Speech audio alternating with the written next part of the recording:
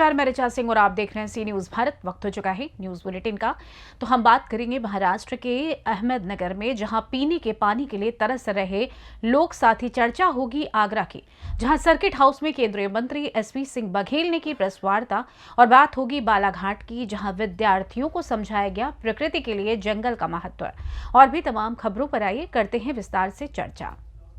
भारत सरकार द्वारा जल जीवन मिशन योजना के तहत ग्रामीण क्षेत्रों में नल कनेक्शन के माध्यम से पर्याप्त पेयजल उपलब्ध कराने के लिए कई योजनाएं चलाई गई हैं, लेकिन लोगों को इन योजनाओं का लाभ नहीं मिल पा रहा है।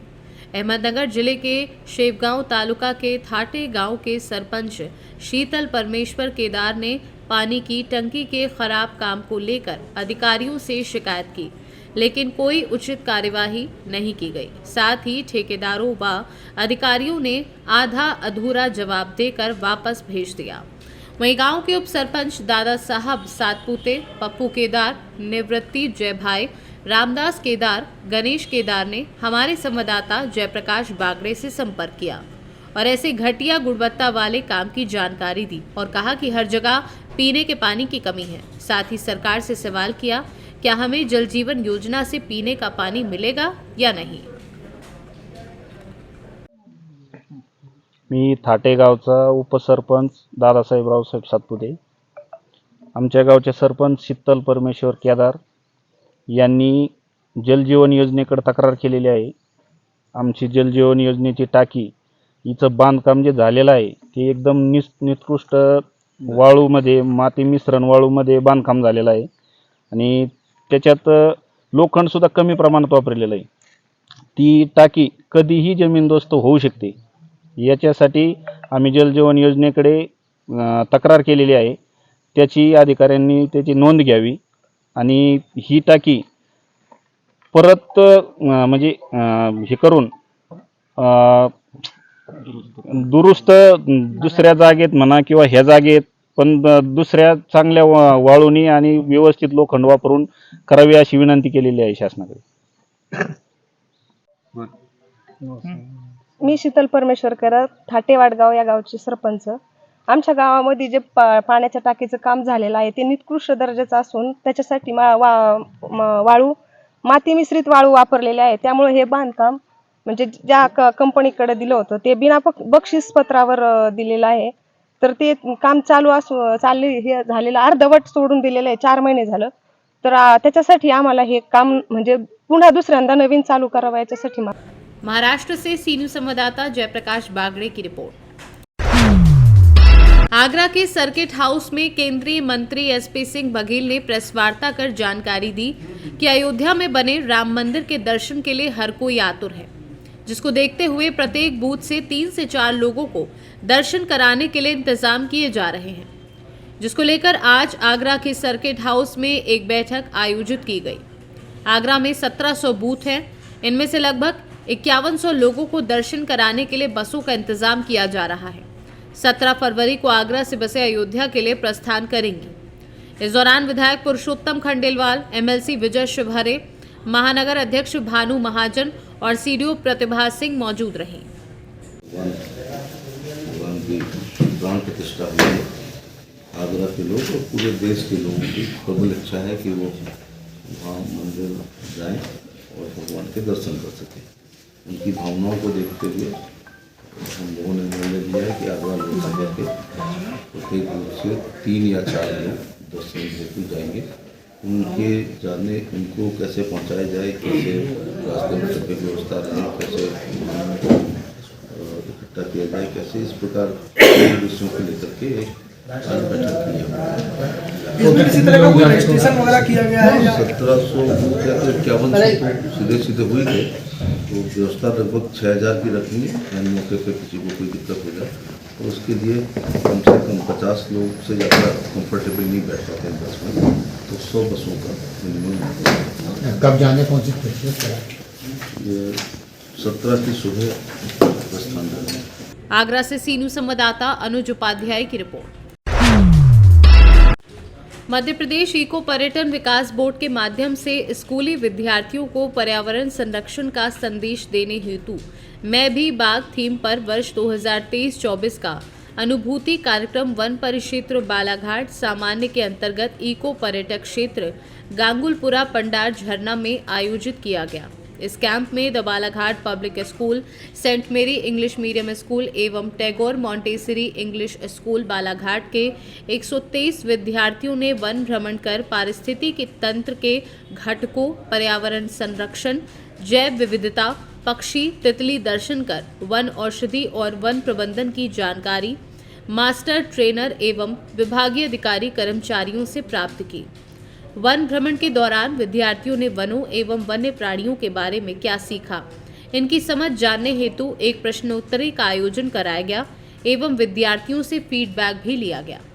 विद्यार्थियों का उत्साह बनाए रखने एवं उनमें प्रतियोगिता की भावना बनी रहे, इस हेतु पुरस्कृत किया गया एवं प्रमाण पत्र प्रदान किए गए। इसके पश्चात सभी विद्यार्थियों को वन प्राणियों एवं पर्यावरण सुरक्षा हेतु शपथ दिलाई गई। इस अनुभूति कैंप में उपस्थित विनीता फूलबेल, उपवन मंडल अधिकारी बालाघाट सामान्य, धर्मेंद्र बिसेन, परिक्षेत्र अधिकारी बालाघाट सामान्य एवं मास्टर ट्रेनर AK चार्ल्स द्वारा विद्यार्थियों को वन, वन्य प्राणी एवं पर्यावरण संरक्षण के संबंध में विस्तृत जानकारी दी गई। इस कार्यक्रम को सफल बनाने के लिए वन परिक्षेत्र बालाघाट सामान्य के समस्त कर्मचारियों का विशेष योगदान रहा। इंग्लैंड से पहुंची समैर लॉन्सन ने भी अपना अनुभव बच्चों से शेयर किया। स्कूल सबसे पहले हम यहाँ पे आए तो हमने टीचर्स के द्वारा दिए गए गाइडेंस को सुना और फिर हम टेल पे निकले। वहाँ पे हमने बहुत सारे पेड़ वगैरह और डैम, स्टॉक डैम जैसे कि और अदर डैम्स के बारे में देखा, और जिसमें से एक पेड़ था बेहड़ा, जिसकी जो छाल थी वो राख के जैसी थी। और फिर हम झरने की ओर गए, वहाँ पे हमने इंजॉयमेंट करे। वहाँ पे हमें पैराडाइज फ्लाई कैचर यानी कि दूधराज, जो कि मध्य प्रदेश का राजकीय पक्षी है, वो देखा। और फिर हम वापस आ गए और यहाँ पे एग्ज़ाम दिए हमने, और जिसका रिजल्ट अभी आने वाला है।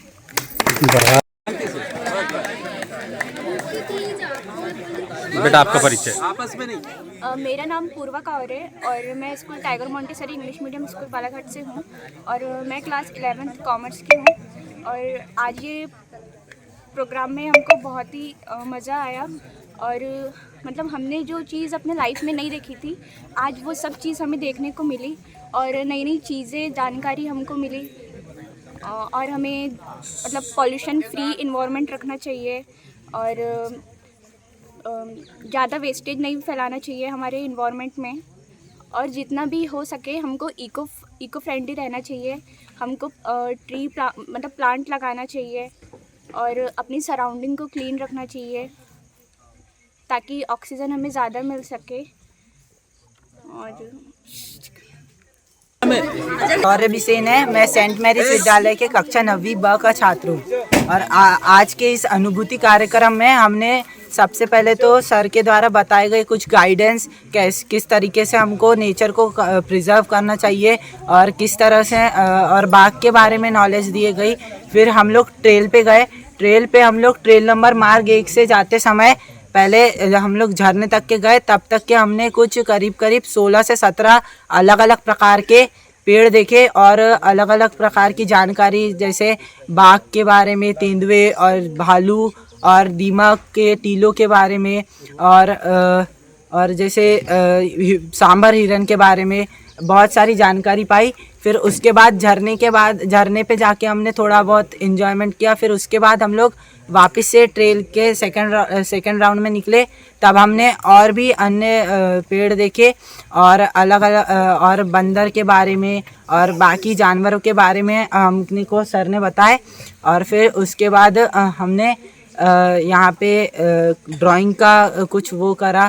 अब वो किताब के द्वारा जो हमको यहाँ प्रदान की गई है, उसके द्वारा हमने बहुत सी तितलियों और बहुत ही अन्य वन्य प्राणियों के बारे में पढ़ा।